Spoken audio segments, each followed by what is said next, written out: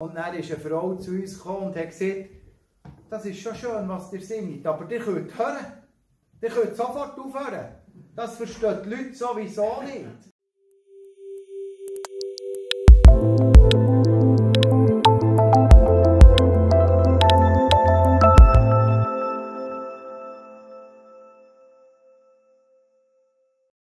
Ja, das ist eine spezielle Geschichte und du hast auch schon den Text noch mit dem Kreuz aufgenommen.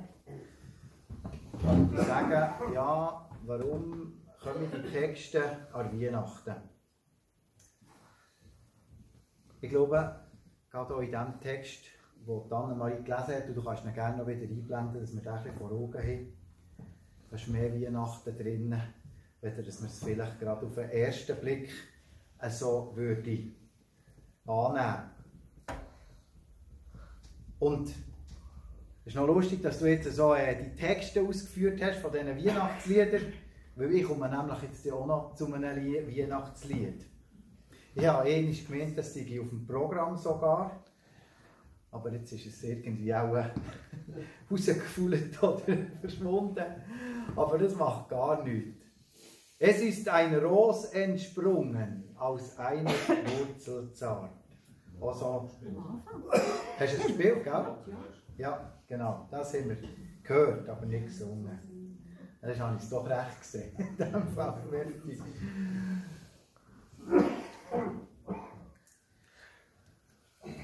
Ich glaube, wir müssen uns mal so einen Bogen vorstellen. Ein Bogen, der sich schließt. Was an Weihnachten im Stall, im kleinen Dorf zu Bethlehem, an einem unbedeutenden Ort auf der Welt, hat angefangen, endet hier im heutigen Predigtext im Zentrum. Im Zentrum von der politischen und von der religiösen Macht. Es wird hier im Zentrum für alle sichtbar offenbar. Im Lukas 2 lesen wir, euch ist heute der Heiland, der Retter, geboren. Und hier im Johannes 12 sehen wir, wie der Retter, der Heiland, der Herr von der Welt in die Stadt einzieht. Und wir haben das auch schon an einem Weihnachtslied ein bisschen genauer angeschaut. Das ist nämlich das Weihnachtslied Tochter Zion, freue dich. Jesus kommt auf Jerusalem. Auch heute ist eben der Bogen zwischen Weihnachten und Palmsonntag durch das Lied beschrieben.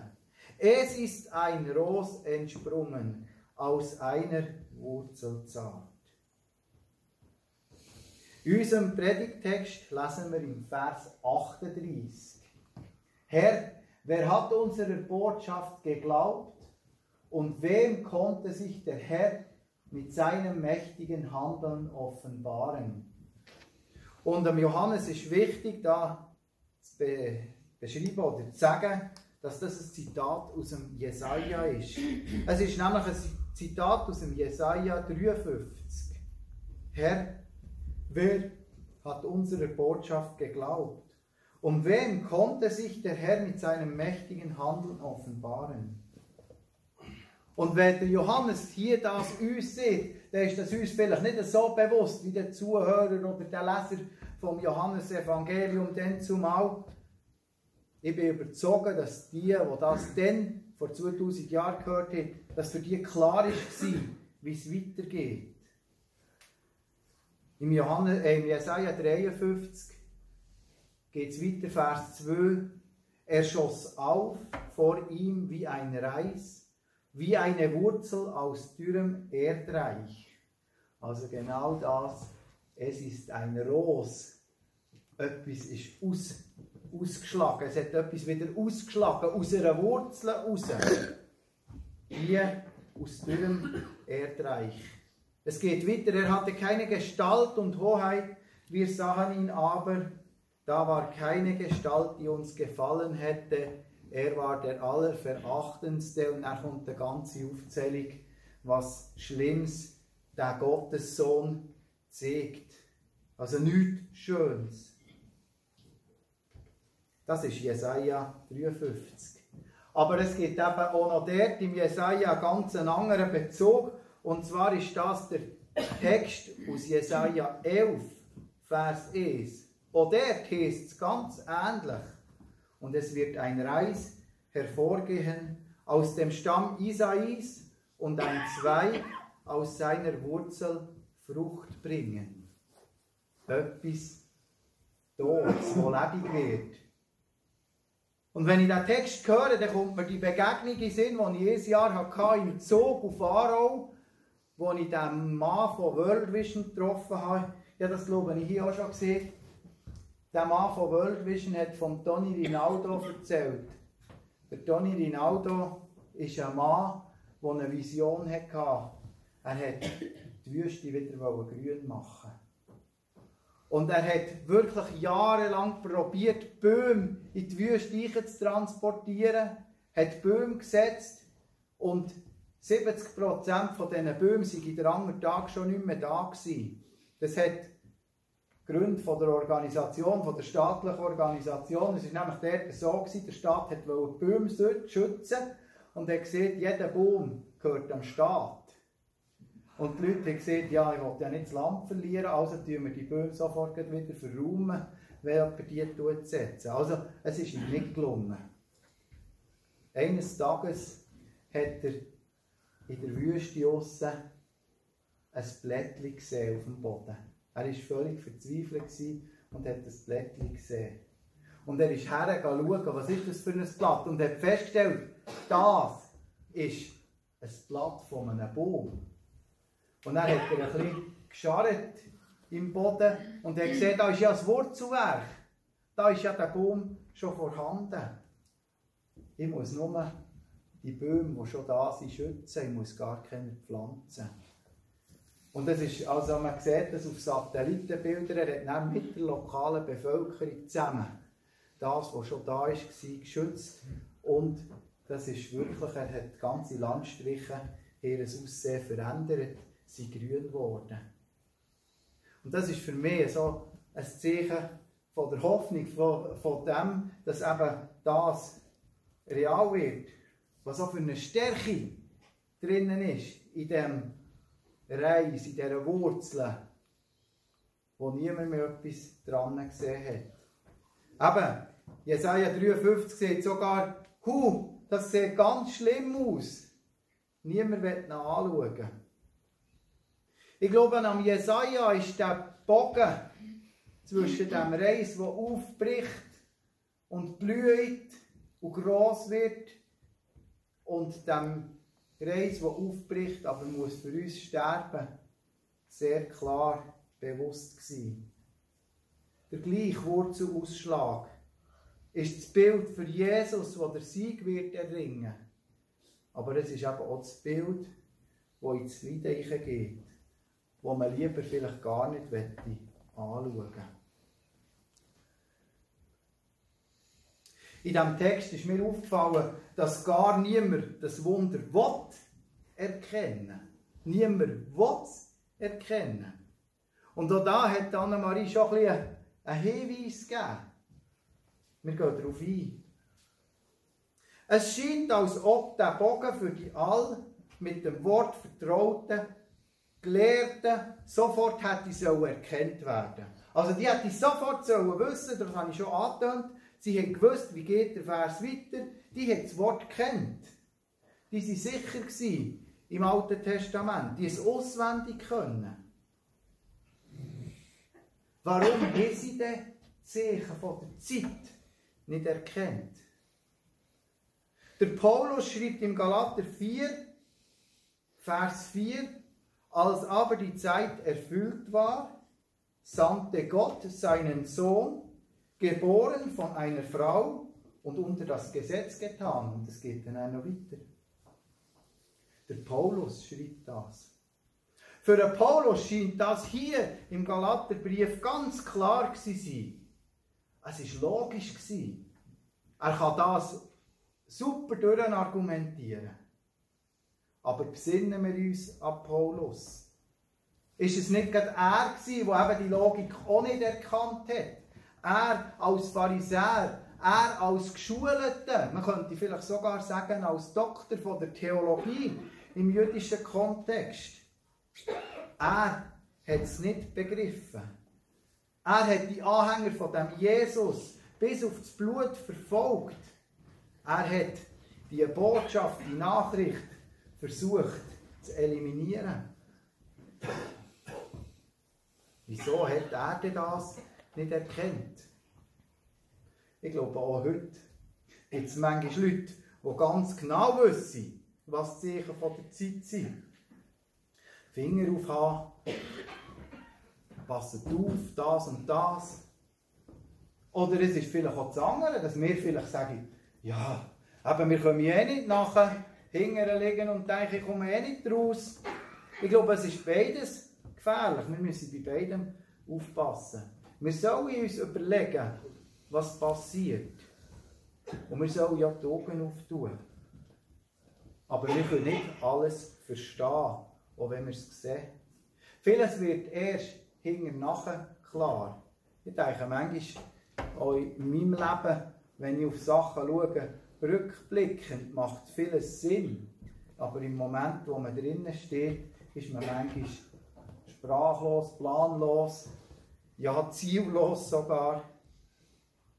Und ich möchte euch in diesem Zusammenhang herzlich empfehlen, auf unserer Homepage die Predigt noch zu hören, die sie nicht gehört haben, von Silas Wenger.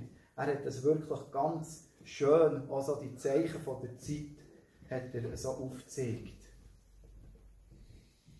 Ich glaube, es ist wichtig, dass wir die Augen offen haben. Dass wir uns bewusst sind, dass wir vieles erst im Nachhinein begreifen und verstehen. Aber ich glaube auch, was ganz wichtig ist, dass wir Gottes Wunder erkennen können, müssen wir zuerst ihm vertrauen. Das ist nämlich auch das, was hier im Vers 40, ein weiteres Jesaja-Zitat, das hier angeführt wird vom Johannes. Der Herr hat seine Augen blind gemacht und ihre Herzen verschlossen. Daher kommt es, sagt der Herr, dass sie mit ihren Augen nicht sehen und mit ihrem Herzen nicht verstehen und dass sie nicht umkehren, dass ich sie heilen könnte. Und das Wort Heil ist mir in den letzten Tagen ein bisschen begegnet. Wir waren ja der Topfi und haben gesungen und dann ist eine Frau zu uns gekommen und hat gesagt, das ist schon schön, was ihr singt, aber ihr könnt hören. Ihr könnt sofort aufhören. Das verstehen die Leute sowieso nicht. Und dann ist eine Frau zu uns gekommen und hat gesagt, das ist schon schön, was ihr singt, aber ihr könnt hören. Ihr könnt sofort aufhören. Das verstehen die Leute sowieso nicht. Und dann habe ich gedacht, ja, das ist tatsächlich wahr. Heil. Was bedeutet das? Heil werden. Man hat überlegt, vielleicht müssten wir Heilsarmee in Gesundarmee umtaufen. Weil das etwas ist, was die Leute einen Bezug dazu haben. Aber das ist ein bisschen wie ein anderes Thema, wo man noch darüber philosophieren und sich Gedanken machen kann. Was der Johannes hier sagen will, ist nicht das Wort Heil, sondern was der Johannes sieht, ist, dass die Leute eben nicht erkennen können. Ich glaube, das ist das, was uns auch manchmal begegnet. Warum verstehst denn die Leute nicht? Wann hat Gott die Worte gesehen? Ja, wir haben gesehen, das ist ein Zitat aus dem Buch Jesaja. Es ist nämlich ein Zitat ganz am Anfang. Es ist ein Zitat, das aus der Berufung herauskommt. In dem Moment, wo Gott der Jesaja in dieser wunderbaren Begebenheit im Tempel, er lädt ihm ja noch Kohle auf den Mund und sagt, ich werde deine Lippen rein machen. Und er sagt er, wen soll ich senden? Und der Jesaja sagt, lass mich, ich gehe. Send mich, ich bin da, parat. Und nachher sagt Gott zu ihm, super, also du wirst erfolgreich sein. Nein, er tut ihm dann über mehrere Versen aufzeigen, dass das, was er wird verkünden, niemand hören will. Dass die Herzen werden zu sein. Nicht gerade ein Traumjob, wo Gott da der Jesaja dazu berufen. Gott, der Herrscher vom Universum, der alle Macht hat, alles kann auf den Kopf drehen, alles kann verändern, der kann einen Weg bahnen durch das Rote Meer durch, etc. Er sagt dem Jesaja, du wirst nicht erfolgreich sein. Deine Verkündigung wird nichts bringen.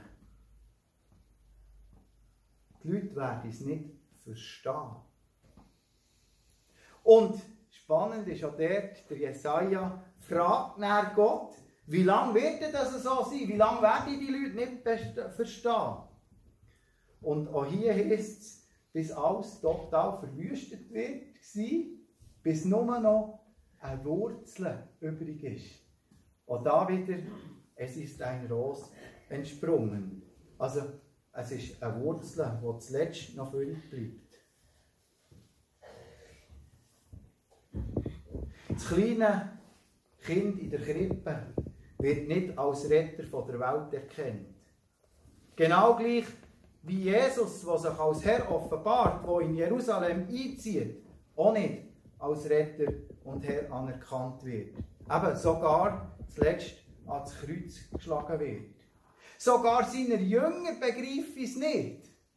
Seine Jünger laufen davon, sind völlig verzweifelt. Die Geschichte, die so schön hat angefangen, die bei unseren Erzählungen schon fast einen romantischen Einschlag hat, mit dem Krippli, dem Stall, dem Eseli, dem Ochs. Diese Geschichte scheint völlig gescheitert zu sein. Aber genau hier fängt Gottes Wirken an.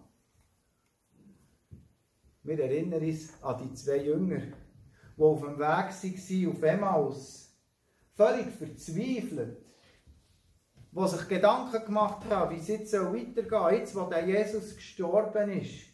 Und Jesus geht zu ihnen her, geht mit ihnen den Weg und redet zu ihnen. Zum Beispiel Lukas 24, 26 können wir das lesen. Musste nicht der Christus dies erleiden und in seine Herrlichkeit eingehen? Hat es denn nicht begriffen? Es ist alles genau so gekommen, wie er es vorausgesehen hat. Und dann wo sie zusammenkommen und dann wieder das Nachtessen miteinander, dort gehen dann auf das Mal die Augen auf. Dort können sie dann auf das Mal sehen. Ich glaube, Gottes Reich wird eben genau nicht durch unsere Superkräfte gebildet. Nicht durch das, dass wir alles im Griff haben. Nicht durch das, dass wir so geschickt argumentieren, sondern in dem, dass er wirken. Und zwar genau so, wie er das hat vorausgesehen. Und darum ist es wichtig, dass wir immer wieder sagen, Vertrauen und vor dem Erkennen. Vertrauen und vor dem Erkennen. Ich glaube, wenn wir das mitnehmen aus dieser Geschichte heraus, was da passiert ist, es geht eben nicht in unserem Leben immer wieder darum, dass wir alles genau einordnen und alles genau wissen. Wir sehen vieles ansatzweise. Völlig begreifen und völlig erkennen werden wir, wenn wir Jesus Angesicht zu Angesicht werden begegnen in der Ewigkeit. Aber hier heisst es Vertrauen und vor dem Erkennen. Amen.